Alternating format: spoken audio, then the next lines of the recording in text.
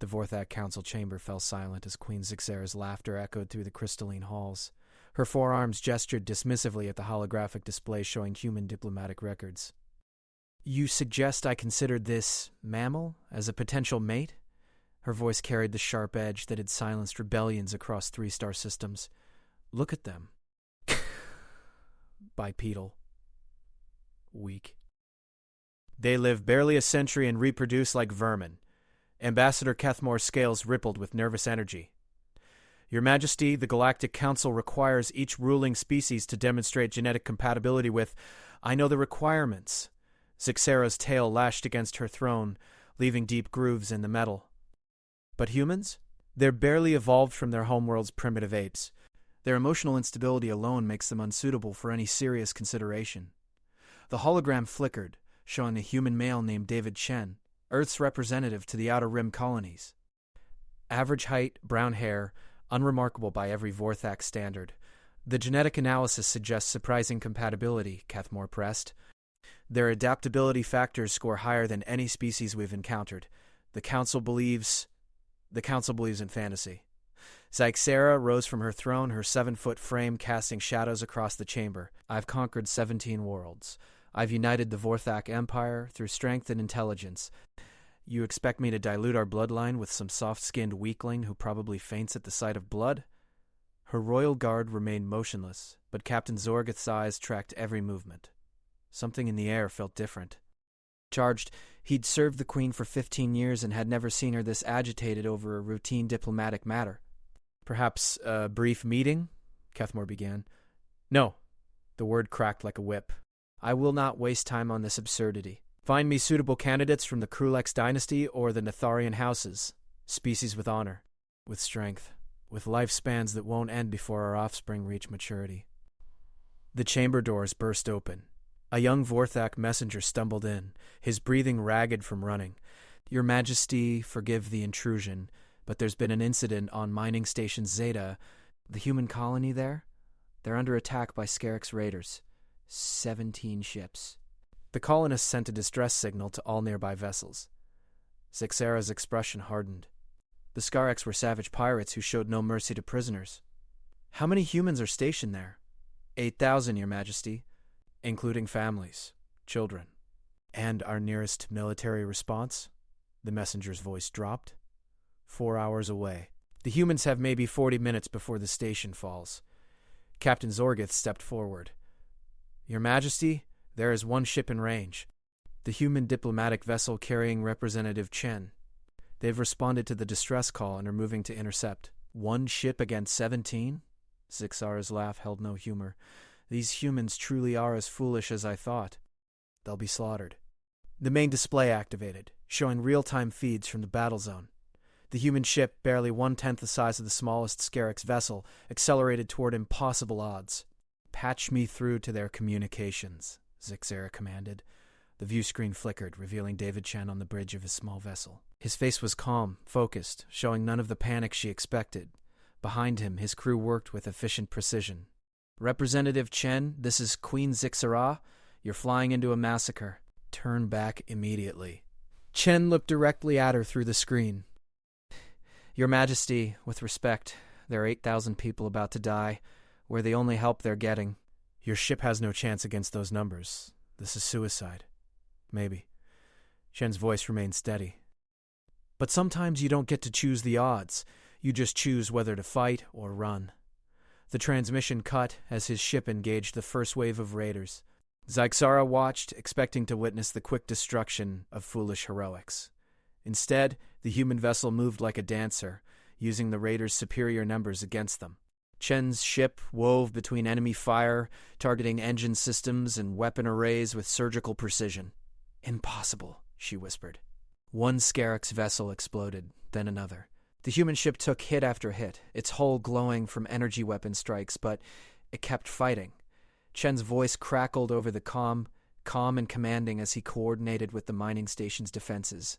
Captain Zorgith moved closer to the display. "Your Majesty, look at his tactical approach. He's not trying to destroy them all. He's buying time, forcing them to spread their attack pattern while the station evacuates non-combatants." Another Scarix ship went dark. The human vessel limped through space, trailing atmosphere and debris, but still firing.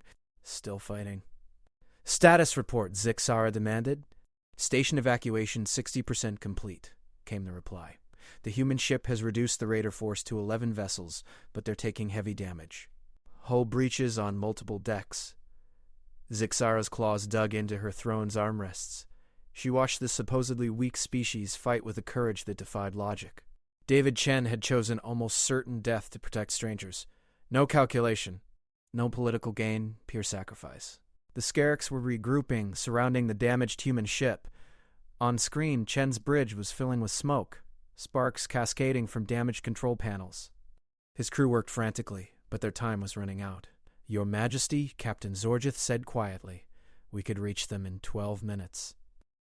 Something strange twisted in Zixara's chest as she watched the human ship make one final desperate attack run.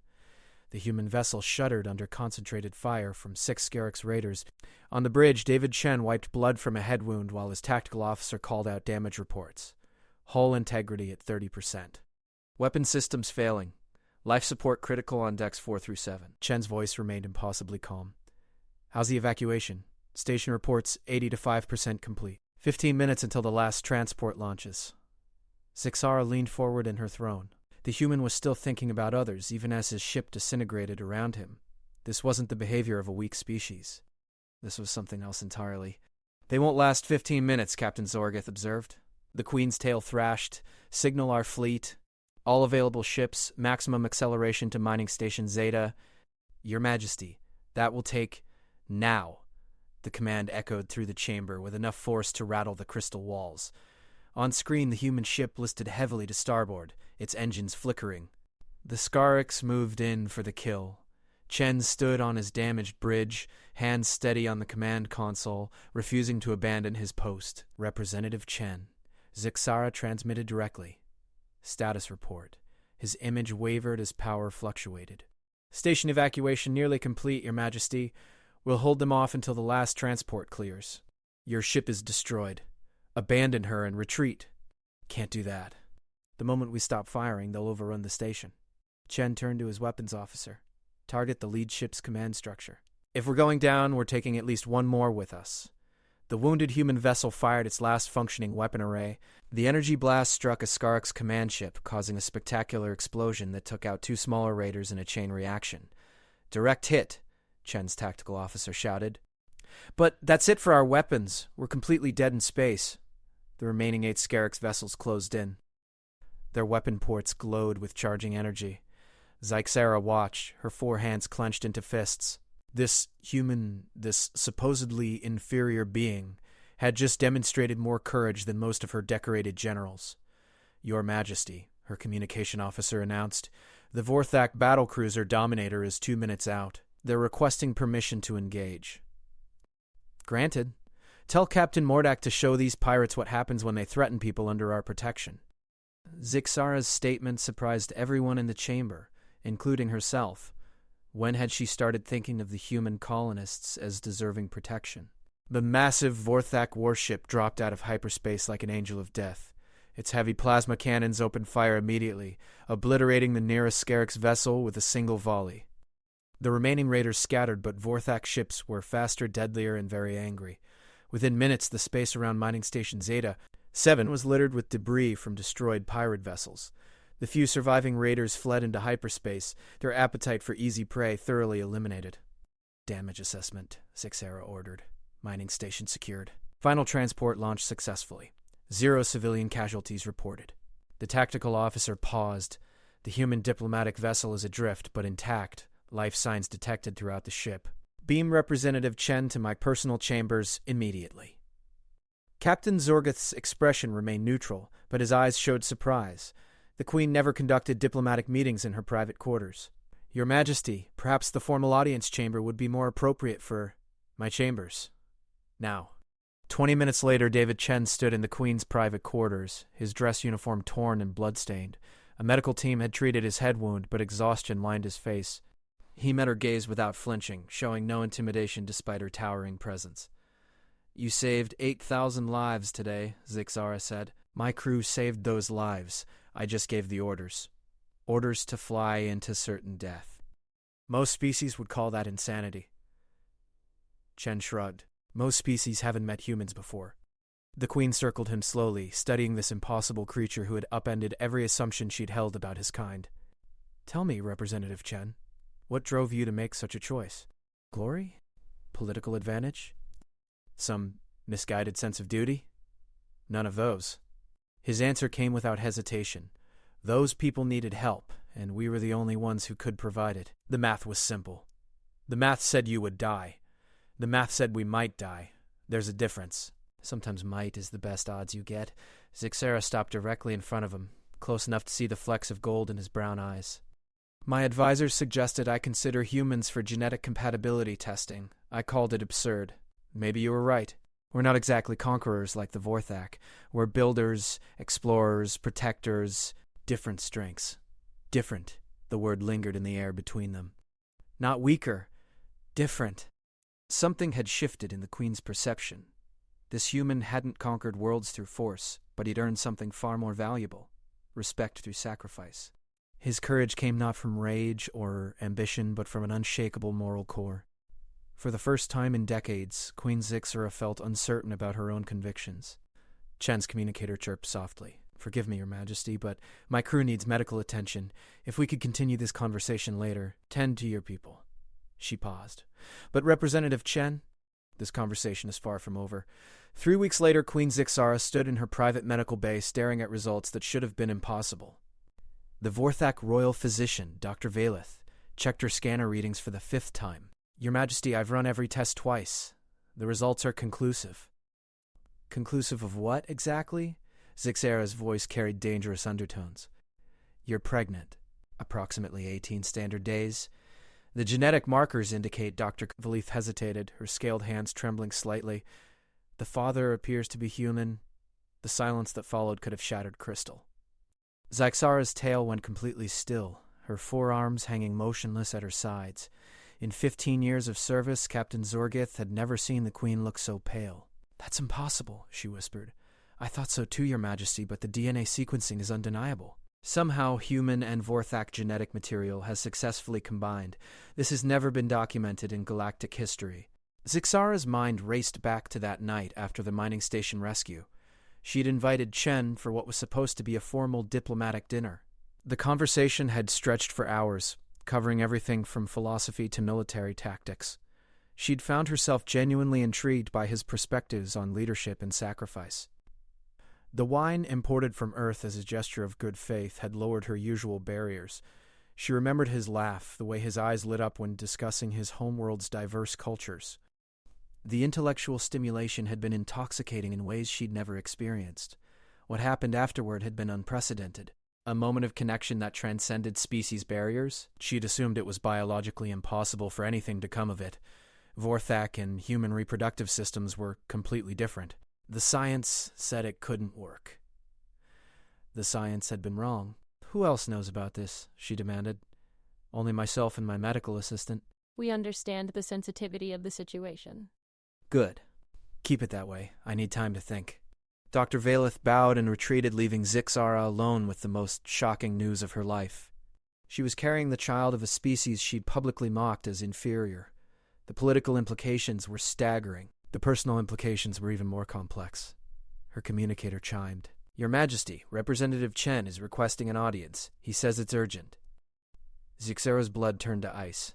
Did he know? Had he somehow detected the pregnancy? Human technology was surprisingly advanced in certain areas. Send him to my private chambers in 1 hour. She needed time to prepare for this conversation. Time to decide how much to reveal. Time to understand her own feelings about this impossible development. The hour passed too quickly. Chen entered her chambers with the same calm confidence he'd shown during the battle. But something in his expression suggested he carried troubling news. Your Majesty, thank you for seeing me on short notice. I've received disturbing intelligence from Earth Command. Not about the pregnancy, then. Zixera's relief was palpable. Continue. Our diplomatic corps has been monitoring increased Scarx activity in this sector. The raid on mining station Zeta. 7 wasn't random piracy. It was reconnaissance. They're planning something much larger. Chen activated a portable hologram projector displaying tactical maps of the local star systems. Red markers indicated confirmed Scarx fleet movements. Intelligence suggests they're assembling a massive force in the Kepler Nebula. At least 200 vessels, possibly more. The target appears to be the Vorthak core worlds.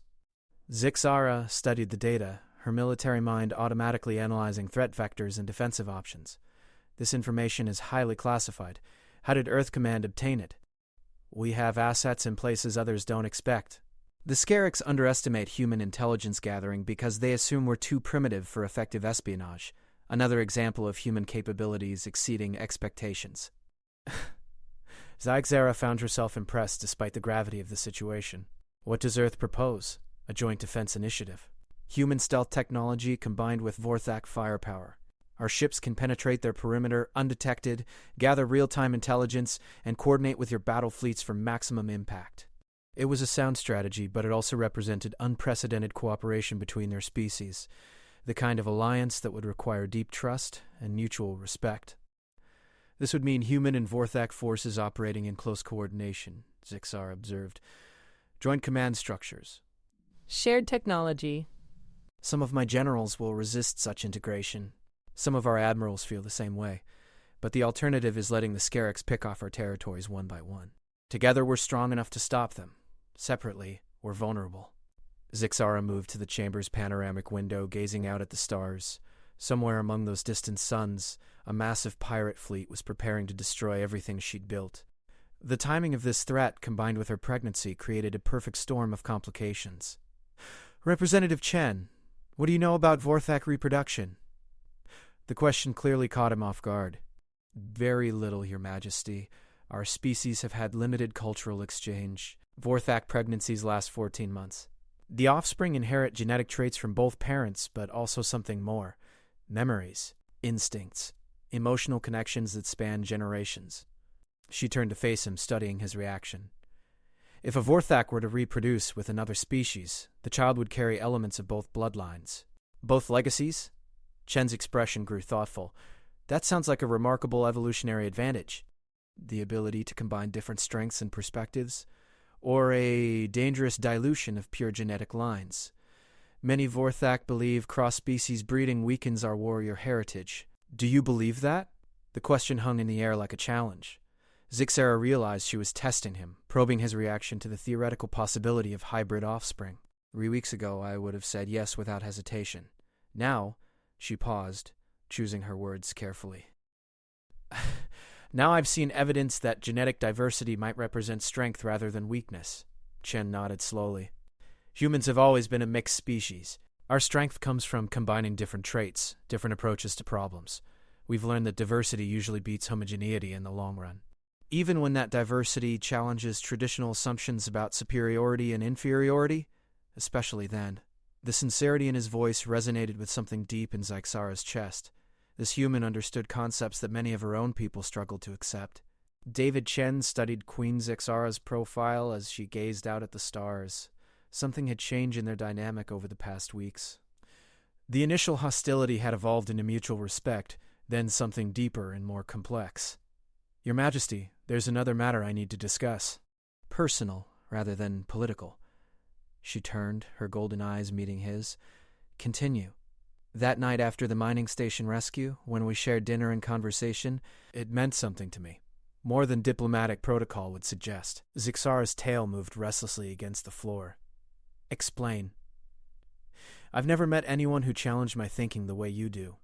Your perspectives on leadership, on the responsibilities of power, they've changed how I view my own role as a representative of my species.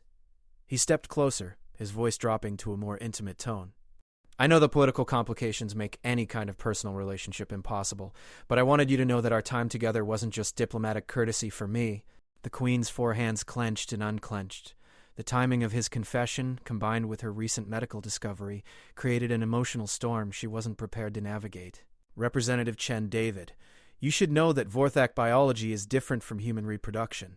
What might seem impossible between our species may not be as impossible as we assumed. His eyebrows rose. What are you saying? I'm saying that sometimes the universe surprises us. Sometimes barriers we think are absolute turn out to be more flexible than we imagined. Before Chen could respond, her communicator erupted with urgent signals. Captain Zorgith's voice carried obvious tension. Your Majesty, We're receiving priority alerts from multiple outposts. The Scarix fleet has moved out of the nebula. They're attacking the outer colonies. Initial reports suggest over 300 vessels. Zixara's expression hardened instantly, shifting from personal uncertainty to military command. Estimated time to core world systems? 48 hours if they maintain current speed and trajectory. Signal the fleet commanders. Full mobilization. And patch me through to Earth Command. We're implementing the Joint Defense Protocol immediately.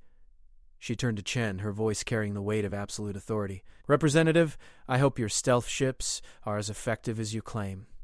We're about to find out if human Vorthak cooperation can save both our civilizations.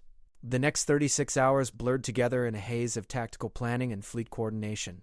The Vorthak Empire's massive battlecruisers took positions along predicted attack vectors, while human stealth vessels slipped ahead to gather intelligence on Scarix formations. Zixara commanded from the bridge of her flagship, the Eternal Conquest, with Chen serving as liaison for human forces. Their coordination was seamless, built on the foundation of mutual respect forged during their earlier encounters. Human scout ships report the main Scarix force is larger than expected, Chen announced, studying incoming data streams. 412 vessels confirmed with possible additional reserves. Captain Zorget's scales rippled with concern. Our combined forces total 290 ships. We're significantly outnumbered. Numbers aren't everything, Zixara replied, her voice steady despite the odds. The Scarix rely on overwhelming firepower and savage tactics. They don't expect coordinated strategy or technological superiority. Chen highlighted tactical positions on the main display. Our stealth ships have identified their command structure. The Scarix war chief commands from a massive dreadnought in the center of their formation. If we can disable their central coordination, the rest of their fleet will fragment into individual raids, Zixara finished. Dangerous but manageable. The question is how to reach their command ship through 400 vessels. Leave that to us, Chen said. Human ships can't match your firepower, but we can get close enough to cause chaos in their ranks. Create openings for your heavy hitters to exploit. The battle commenced at the edge of the Kepler system. Scarix raiders poured through hyperspace like a plague of locusts, their primitive but deadly vessels spreading across multiple attack vectors. Vorthak battlecruisers met them head-on, their advanced shields and weapons systems carving through the first wave of attackers. But the sheer numbers began to tell as more Scarix ships arrived. Human stealth flotilla, you're clear for insertion, Zixara commanded. Chen's voice crackled over the com. Acknowledged. Beginning infiltration run. On the tactical display, tiny blips representing human ships vanished from sensors as they activated advanced cloaking technology. Minutes later, explosions began erupting throughout the Scarix formation as the invisible attackers struck critical systems on enemy vessels. Brilliant, Captain Zorget observed. They're targeting life support and navigation systems rather than trying to destroy the ships outright. Forcing the Scarix to waste resources on repairs and rescue operations, the battle raged for hours. Vorthak ships took heavy damage but held their positions, their superior armor and shields allowing them to absorb punishment that would destroy lesser vessels. Human ships darted through the chaos, their small size and advanced stealth systems making them nearly impossible to target effectively. Status report, Zixara demanded as her flagship shuddered under concentrated fire. Scarix losses at 60%. Our forces down by 30%. The human stealth ships have cleared a corridor toward their command vessel. Zixara stood, her tail lashing with predatory anticipation. Signal the Dominator and Thunder of Ages. We're making a direct assault on their leadership. The three massive Vorthak dreadnoughts accelerated toward the heart of the Scarix formation, their heavy weapon systems carving a path of destruction through enemy lines. Behind them, human fighters provided cover, their precision strikes keeping Scarix raiders from flanking the assault. Target acquired, the weapons officer announced. Scarix Command dreadnought in range. All batteries, concentrated fire. End this. The combined firepower of 3 Vorthak battlecruisers struck the Scarix command ship simultaneously. The massive pirate vessel erupted in a chain of explosions that consumed half its length. Secondary detonations rippled through nearby ships as the destruction spread. Scarix forces are scattering, Tactical reported. No central coordination detected. Individual ships fleeing to hyperspace. Victory. But the cost had been significant. As damage reports flooded in, Zixara realized the battle's outcome had hinged entirely on human Vorthak cooperation. Neither species could have won alone. Chen's voice came over the comm, exhausted but triumphant. Your Majesty, it's been an honor fighting alongside the Vorthak Empire. The honor was ours, Representative. Your people have earned the respect of warriors across the galaxy today. As the aftermath settled and rescue operations began, Zixera found herself facing the most complex decision of her reign. The pregnancy she carried represented more than a personal surprise. It symbolized the potential future of both species. Back in her quarters aboard the flagship, she finally spoke the words that would change everything. David, there's something you need to know about our night together 3 weeks ago. The medical bay aboard the Eternal Conquest had been converted into a temporary conference room. Dr. Velas stood beside her diagnostic equipment while Queen Zixera and David Chen faced each other across a table that seemed to stretch for miles. The genetic compatibility between human and Vorthak DNA is far more complex than anyone imagined, Dr. Punk says. Velith began, her voice carrying the weight of scientific revolution. What we're seeing challenges fundamental assumptions about cross-species reproduction. Chen's hands remained steady on the table's surface, but his breathing had quickened. Are you telling me that Zixara is pregnant with my child? The fetal DNA contains markers from both species in perfect harmony, the doctor confirmed. This shouldn't be possible according to our current understanding of biology, yet here we are. Zixara watched Chen's face carefully, searching for signs of rejection or horror. Instead, she saw wonder mixed with profound concern. How long have you known? He asked quietly. 3 days. I wanted to tell you before the battle, but saving our civilizations took priority over personal matters. Chen's voice held no accusation, only understanding. You were right to focus on the immediate threat. Dr. Velith activated her holographic display showing detailed genetic analyses. The child will inherit traits from both bloodlines, but something more remarkable is happening. The human genetic flexibility seems to be enhancing Vorthak characteristics, while the Vorthak longevity factors are strengthening human adaptability. What does that mean in practical terms? Zixera asked. Your offspring will likely live longer than either parent species, possess enhanced physical capabilities, and demonstrate cognitive patterns that combine human creativity with Vorthak analytical precision. Chen stood and began pacing, his mind clearly racing through implications. The political ramifications of this will be enormous. Both our species have factions that oppose interspecies cooperation. A hybrid child will either be seen as the ultimate symbol of unity or the ultimate betrayal of genetic purity. Some will call it abomination, Zixera agreed. Others will see it as evolution. The queen rose from her chair, moving to the viewport where stars wheeled slowly past. Her reflection in the transparent metal showed the subtle changes already beginning in her physiology. The slight softening around her eyes, the protective curve to her posture. David, I need you to understand something about Vorthak culture. Royal offspring are not just heirs, they're symbols of the Empire's future. Every choice I make regarding this child will be scrutinized by millions of citizens across dozens of worlds. And every choice I make will be analyzed by Earth's Colonial Council and probably half the Galactic Diplomatic Corps, Chen replied. We're not just talking about becoming parents, we're talking about creating a new form of life that both our species will either embrace or reject. Dr. Velith cleared her throat diplomatically. There are medical considerations as well.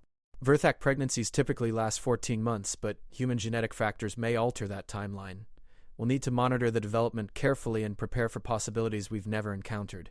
Captain Zorgith's voice crackled over the intercom. Your Majesty, priority transmission from the Vorthak High Council. They're requesting immediate audience regarding the aftermath of the Scarix conflict. Zixera and Chen exchanged meaningful glances. The timing was either coincidental or the result of very efficient intelligence networks. Patch them through to Conference Room Alpha, she commanded. Minutes later, the holographic forms of 12 Vorthak council members materialized around the conference table. Their expressions ranged from curious to openly hostile. Your Majesty, High Counselor Rethvar began, his scarred features showing disapproval. Reports from the battle indicate unprecedented cooperation with human forces. Some sources suggest this cooperation extended beyond military necessity. The reports are accurate, Zixera replied calmly. Human tactical support was essential to our victory. Without their stealth technology and reconnaissance capabilities, we would have lost at least 60% of our fleet. And the rumored personal relationship with the human representative? The question hung in the air like a blade waiting to fall. Zyxera felt the weight of political reality pressing down on her. One wrong word could destabilize the entire empire. Representative Chen has proven himself a valuable ally and a being worthy of respect. The nature of any personal relationship is not subject to council scrutiny. High Counselor Vexthara, an elderly female with deep political influence, leaned forward. Your Majesty, surely you understand that royal marriages and reproductive choices directly impact imperial stability. The bloodline must remain strong. The bloodline will remain strong, Zyxera said evenly. But strength comes in many forms. Today's battle proved that cooperation can achieve what isolation cannot. Chen stepped into the holographic display field. Honored counselors, with respect, human and Vorthak forces fought together as equals today. We bled together, died together, and won together. That suggests our species have more in common than our differences might indicate. You speak of equality, Counselor Rethvar snarled, but humans live barely a century. You reproduce rapidly and spread across worlds like parasites. What could your kind possibly offer the Vorthak Empire beyond temporary military assistance? The insult struck like a physical blow, but Chen's expression never wavered. We offer perspective, innovation, and unwavering loyalty to those who earn our respect. Your queen has earned that respect through her courage, intelligence, and honor. Pretty words, another counselor interjected, but words don't address the fundamental incompatibility between our species. Actually, Dr. Valith interrupted quietly, recent genetic analysis suggests that incompatibility may be an inaccurate assumption. Zyxera felt her heart stop as she realized the doctor was about to reveal the pregnancy publicly. Doctor? She began in a warning tone. Your Majesty, the Council has a right to know about developments that could affect imperial policy. Dr. Velith activated her genetic analysis display. 3 weeks ago, we discovered that human and Vorthak DNA can successfully combine to create viable offspring. The silence that followed could have crushed stars. 12 holographic faces showed expressions ranging from shock to outrage to fascination. You're saying the Queen is pregnant? High Counselor Vexthara whispered. I'm saying that the barriers between our species are not as absolute as we believed, Zyxera replied, her voice carrying absolute authority. This child, our child, represents possibilities we never imagined. The political explosion that followed shook the foundations of both civilizations. The Vorthak High Council chamber erupted in chaos. Holographic projections flickered as counselors shouted over each other, their voices creating a cacophony of outrage and disbelief. This is madness!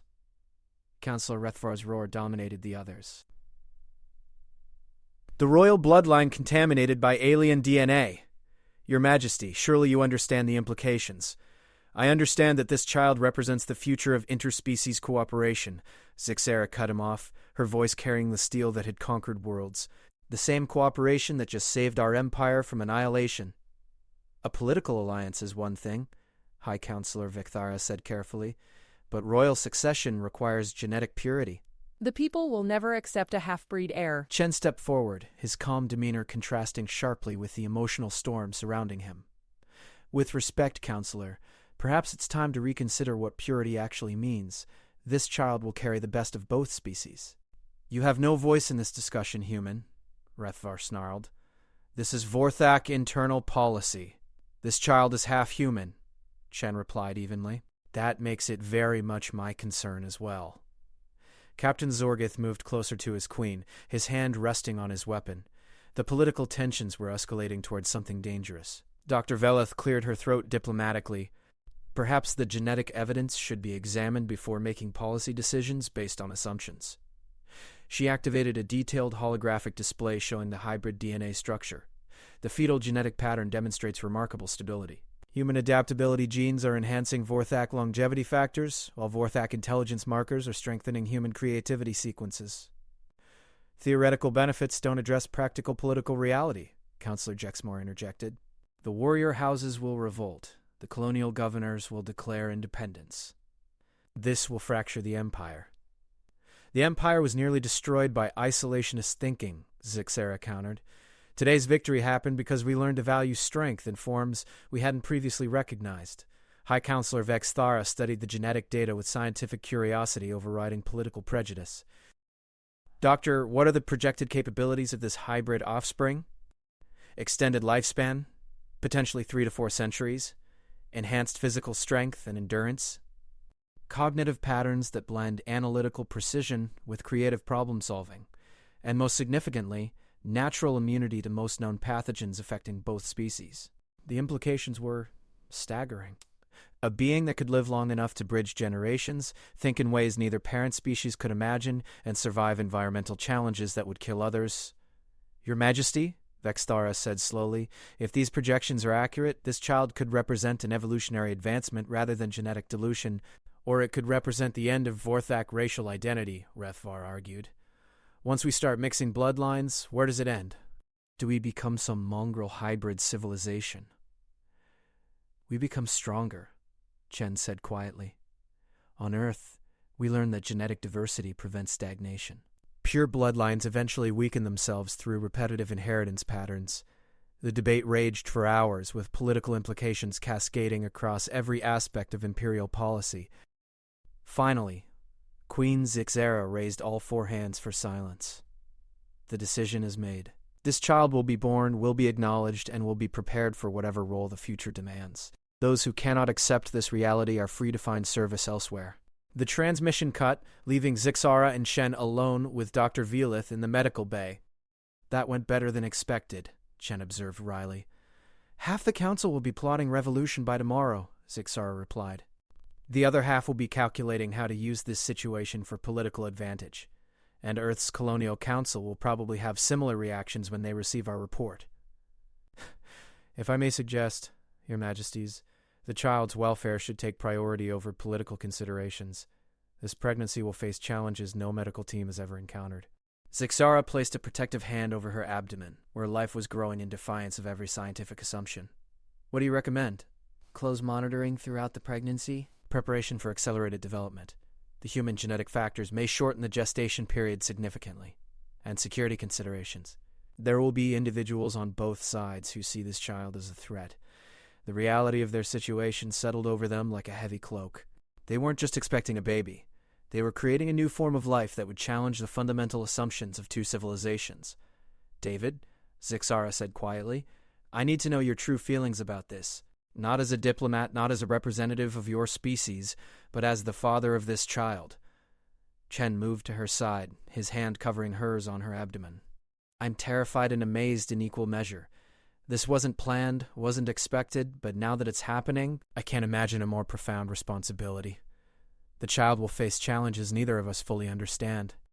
Prejudice from both species, political manipulation, the burden of representing something entirely new. Then we make sure they're strong enough to handle those challenges. We raise them to be proud of both heritages, to see diversity as strength rather than division. Velith smiled, the first expression of genuine warmth since the pregnancy had been revealed. The child is fortunate to have parents who understand the importance of unity over division. A communication alert interrupted the moment. Captain Zorgeth's voice carried urgency. Your Majesty, priority transmission from Earth. President Martinez is requesting immediate conference with you and Representative Chen. The political consequences were spreading faster than expected. Within hours, the news would reach every corner of known space. Zixera and Chen were about to discover whether their child would be born into a universe ready for change, or one determined to destroy anything that challenged established order. Patch through the transmission, Zixera commanded. It's time to face whatever comes next. The future of three species, Vorthak, human, and something entirely new, hung in the balance of the conversations to come. President Elena Martinez appeared on the holographic display, her expression carefully neutral, despite the magnitude of what she was discussing.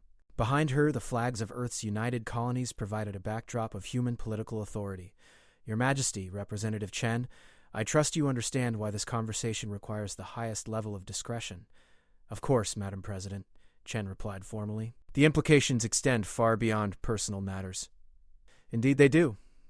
Within 6 hours of receiving the initial reports, I fielded communications from the Galactic Council, the Andorian Trade Consortium, and at least 12 other major powers. Word is spreading despite our efforts at containment. Zixera's tail lashed with barely controlled tension. What is Earth's official position? President Martinez paused, choosing her words with diplomatic precision. Earth recognizes that unprecedented situations require unprecedented responses. We're prepared to support Representative Chen and acknowledge any offspring as holding legitimate claim to both human and Vorthak heritage. That's more progressive than I expected from the Colonial Council, Chen observed. The council wasn't unanimous, Martinez admitted, but the military success of human-Vorthak cooperation has strengthened the argument for deeper alliance. Your joint victory over the Scarix demonstrated that our species work better together than apart. Dr. Maza, Valith activated her medical displays. Madam President, the genetic analysis indicates this child will possess capabilities that exceed either parent species. Enhanced longevity, superior physical attributes, and cognitive patterns that could revolutionize how we approach complex problems. A living symbol of interspecies potential, Martinez mused. Or a target for every xenophobic faction in known space. Captain Zorgith stepped into the discussion. Madam President, security concerns are already mounting. Intelligence reports suggest several extremist groups are planning coordinated responses to prevent this birth. The weight of that statement settled over everyone present. They weren't just discussing family planning. They were talking about a child who would be hunted from conception.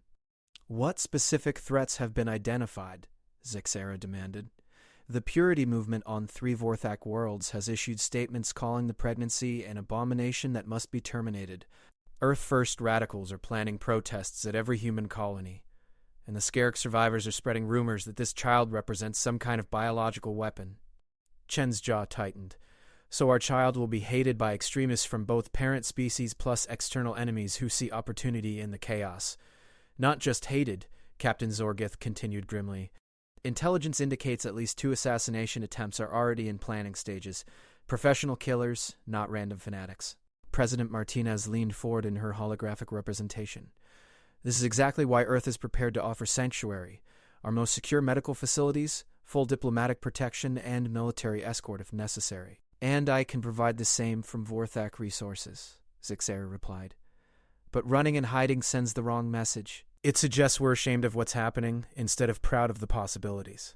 Pride won't stop a sniper's bullet or a poisoned dart, Dr. Velith observed practically. This pregnancy requires medical supervision that can adapt to unprecedented biological developments. We need the best facilities available. The debate continued for over an hour, weighing security against symbolism, medical needs against political statement. Finally, Zixara made the decision that would define their approach. We proceed openly but carefully. The child deserves to be born without shame or secrecy, but we take every reasonable precaution to ensure that birth happens safely. Joint security detail, Chen agreed. Human and Vorthak protection working together, just like our military cooperation. I'll coordinate with Queen Zixara's security chief, President Martinez confirmed. And I'm authorizing Dr. Sarah Chen, David's sister, and one of our best xenobiologists to join the medical team. Chen's eyebrows rose in surprise. Sarah volunteered? She insisted. Said her brother was about to make galactic history and she wanted front row seats for the medical miracle. Despite the serious tone of the discussion, Zixera found herself smiling at the idea of extended family involvement. Human kinship networks were different from Vorthak hierarchical structures, but the concept of support systems appealed to her. How long before the news becomes completely public? She asked. Perhaps 72 hours, Martinez estimated. After that, every media outlet in known space will be running speculative stories. Then we control the narrative, Zixara decided. Joint announcement, carefully crafted message, emphasis on unity and strength rather than scandal and controversy. Captain Zorgith received an urgent communication on his private channel. His expression darkened as he listened to the report. Your Majesty, we have immediate concerns. Long-range sensors are detecting unidentified ships moving toward our position. Configuration suggests mercenary vessels, not military. The first threat was materializing faster than anyone had anticipated. Professional killers were already closing in, hoping to end the pregnancy before it could challenge their worldview.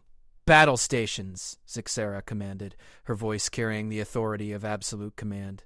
Signal all Allied vessels to maintain protective formation around the flagship.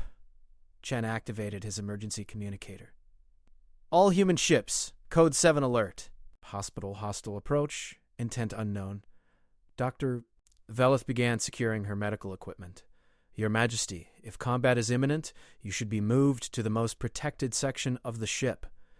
I should be on the bridge where I can command our defenses, Zixera countered.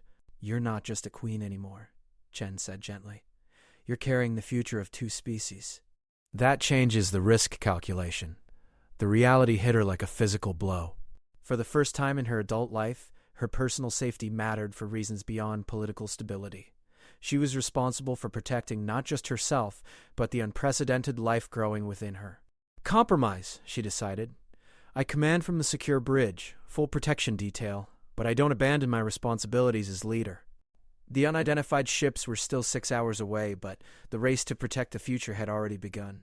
As the ship went to full alert status, Zyxara realized that every decision she made from this moment forward would be scrutinized through the lens of protecting her unborn child. Leadership had just become infinitely more complex. The secured bridge of the Eternal Conquest had been reconfigured into a command center that represented the future of interspecies cooperation. Human technical officers worked alongside Vorthak tactical specialists, their different approaches creating a more comprehensive defensive strategy than either species could achieve alone. Hostile contacts, now at 5 hours, 47 minutes, Lieutenant Commander Sarah Chen reported as she took her position at the xenobiology station. David's sister had arrived just in time, her medical expertise adding another layer of protection for the unprecedented pregnancy.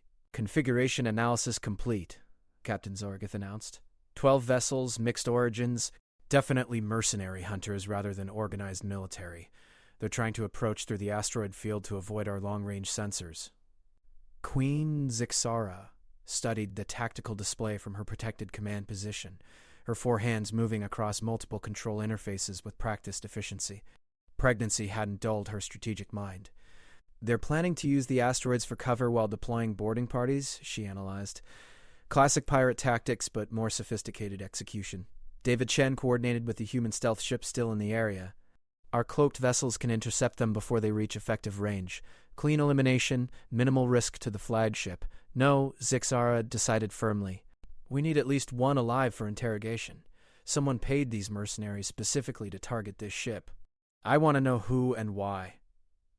Dr. Sarah Chen looked up from her medical preparations. Your Majesty, with respect. The priority should be protecting your pregnancy, not gathering intelligence. The pregnancy is exactly why we need intelligence. Today's threat won't be the last. If we don't identify the source, we'll be fighting defensive battles for the next 14 months. The wisdom in her reasoning was undeniable, but the risks remained significant. Captain Zorgith positioned himself between the Queen and the main view screen, his protective instincts overriding normal protocol. Incoming transmission from the lead mercenary vessel, the communications officer reported. On screen, Zyxara commanded. The holographic display revealed a scarred Krulex warrior whose reputation preceded him throughout the galaxy. Skarthak the Ruthless had never failed to complete a contract, no matter how dangerous the target. Queen Zyxara, his voice carried the confidence of someone accustomed to inspiring fear. You carry something that certain parties consider dangerous to galactic stability. Surrender yourself for medical intervention, and your crew will be spared. Medical intervention? She repeated coldly. You mean assassination? I mean removing the threat before it can destabilize the natural order between species. This abomination you carry violates fundamental biological laws. David Chen stepped into view of the transmission. Those fundamental laws just helped us destroy a Skarx fleet that outnumbered us 2-1. Maybe it's time to reconsider what you think you know about natural order. Skarthak's expression showed recognition. The human who thinks he can mate above his species level. Your arrogance will cost both your lives. Our child will represent the best of both species, Zyxara replied, her voice carrying absolute conviction. Something you and your employers clearly find threatening. Your child will represent chaos, mixing bloodlines that should remain separate. My employers understand the importance of maintaining species purity. The transmission cut, leaving the bridge crew to prepare for immediate combat.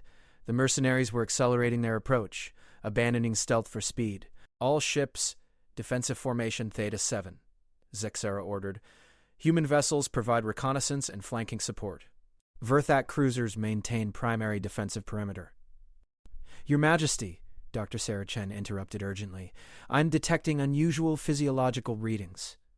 The stress of combat preparation is affecting the pregnancy. The Queen's protective hand moved to her abdomen, feeling the first flutter of life responding to her elevated heart rate. The child was already demonstrating sensitivity to external circumstances. What kind of effects? She asked. Accelerated development. The human genetic factors seem to be responding to perceived threats by speeding up maturation processes. If this continues, the pregnancy could be significantly shorter than the typical Vorthak 14 months.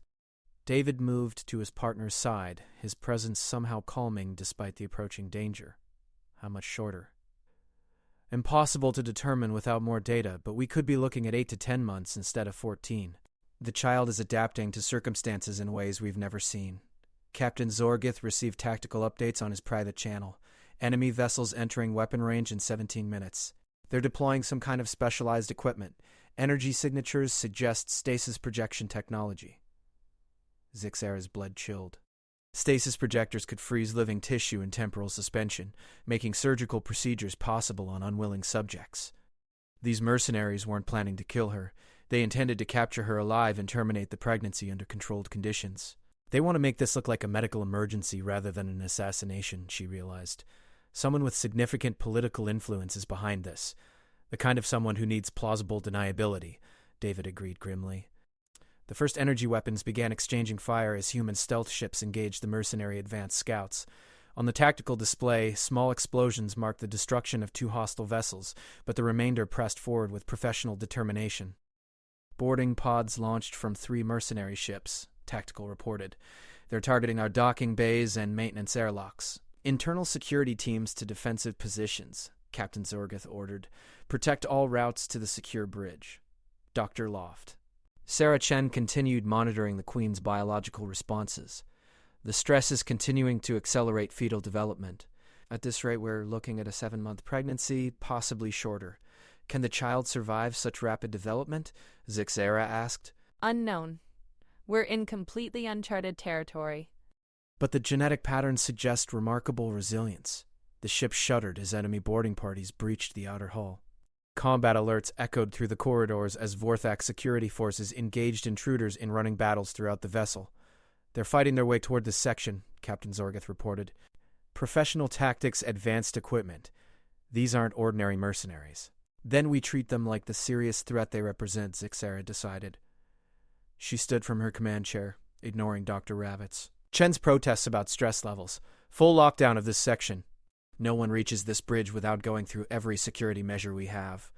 The battle for the future of interspecies cooperation had begun, and the outcome would determine whether the child growing in the Queen's womb would be born into a universe ready for change, or one determined to destroy it before it could challenge the established order. The lights flickered as another explosion rocked the ship, and somewhere in the distance the sound of weapon fire grew steadily closer.